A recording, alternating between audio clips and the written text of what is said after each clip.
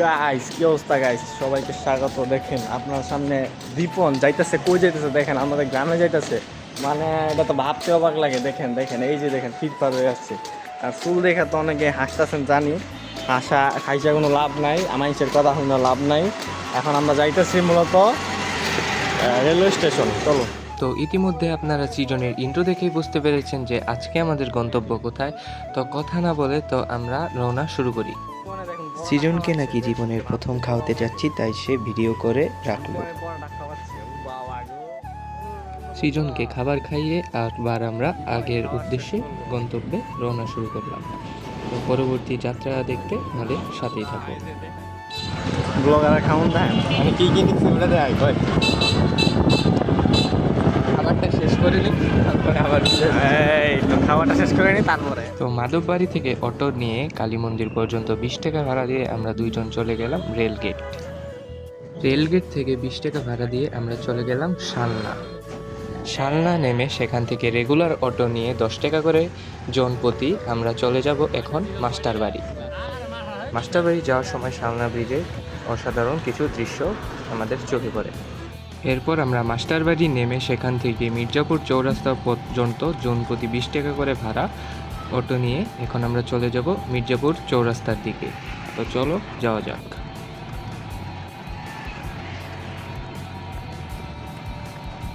তো এরপর মির্জাপুর চৌরাস্তা থেকে আমরা বাম দিকে গেলাম। বাম দিকে যাওয়ার সময় রাস্তাটি মির্জাপুর ব্রিজ বা বংশাই নদীর যে ব্রিজটি আছে সেটি আমরা এখন পার হব। এই ব্রিজের এটি হলো বংশাই নদী বা তুরাগ নদী। এই ব্রিজের কিনারে আপনার ডেইলি বুধবার একটি হাট বসে, যেটা নাকি খুবই ঐতিহ্যবাহী।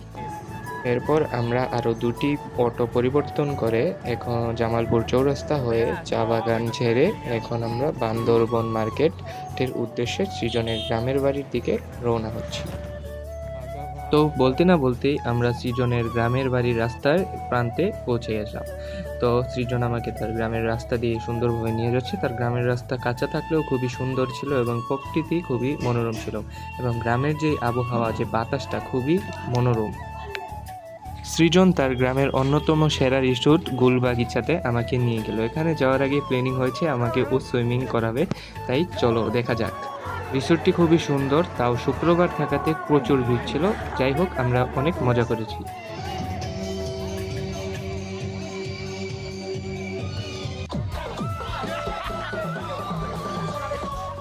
সুইমে গোসল করা শেষ করে আমরা সবাই চলে গেলাম টাইলাগড়ের বিখ্যাত মাঠা খেতে। সৃজনের বাড়ির কাছে চা বাগানে বাজারে নাকি অনেক বিখ্যাত মাঠা পাওয়া যায়, তাই যেই বলা সেই কাজ করতে আমরা চলে গেলাম মামার মাঠা খেতে। মামার মাঠা বানানোর ধরনটা আমার খুবই ভালো লাগছে। তো মামা প্রথমে দই, তারপরে লবণ, তারপরে ঠান্ডা পানি দিয়ে আমাদের জন্য দারুণ মাঠা তৈরি করলো।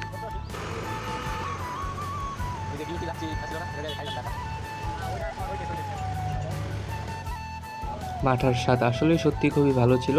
তো পরবর্তীতে আবার যখন চিরনের বাড়িতে যাব, আমি অবশ্যই এই মাঠাটা আবার পুনরায় ট্রাই করব।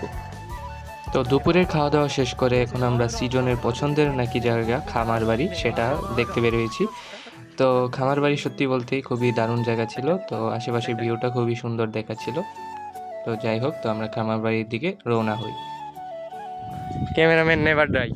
তো খামার বাড়িতে আমরা বসলাম আর এদিকে নতুন নতুন প্রেমে পড়া সৃজন ভাই আমাদের খুবই সুন্দর একটা গান শোনালো। তো আমি একা কেন শুনবো, আপনারাও তার গানটা শুনুন। জানা মানুষে কোনো নাই, সে কর তোরে নিয়ে যায়, যে দেশে শাসন বারণ সোনার খাসা নাই, সে কর তোরে নিয়ে যায়, জিয়ারে করে বাহানা, জিয়াটারে কি বলে বুঝায়, যে দেশে নয়ন বলে স্বপ্ন দেখে যায়, সে কর তোরে নিয়ে যায়, সে কর তোরে নিয়ে যায়। তো যাই হোক, এখন আমাদের বিদায় নেওয়ার পালা। তো বিদায় মুহূর্তে আমি কিছু রেড ক্যামেরা রেকর্ডিংয়ের ভিডিওর কথা বলতেছি। তো দিন শেষে আমি সৃজনকে ধন্যবাদ দিতে চাই। আর এই ভ্রমণটা ছিল পুরাই মানে আনএক্সপেক্টেড। তো আমরা সকালে যখন হাঁটতে বেরিয়েছিলাম তখন হঠাৎ করে সৃজন তার গ্রামের বাড়িতে যাওয়ার জন্য আমাকে বললে, আর আমি অনেক আগে বলছিল আমি যাওয়ার জন্য রাজি হইনি, তাও হুটহাট করে আমাদের প্ল্যানিং। আমি এই হুটহাট প্ল্যানিংগুলোই খুবই পছন্দ করি। যাই হোক, সৃজনকে প্রচুর প্রচুর ধন্যবাদ যে তার গ্রামকে এত সুন্দরভাবে আমাকে ঘুরে দেখানোর জন্য। আমি এই দিনটা খুবই মজা করেছি। আবারও সৃজনকে আমার ধন্যবাদ রইল। তো যারা যারা ভিডিওটা শেষ পর্যন্ত দেখেছেন, আশা করি লাইক, সাবস্ক্রাইব, শেয়ার করে পাশে থাকবেন। ধন্যবাদ, সবাই ভালো থাকবেন। ধন্যবাদ। করে তোরে নিয়ে যাই, ইচ্ছে করে তোরে নিয়ে যাই, ইচ্ছে করে তোরে নিয়ে যাই।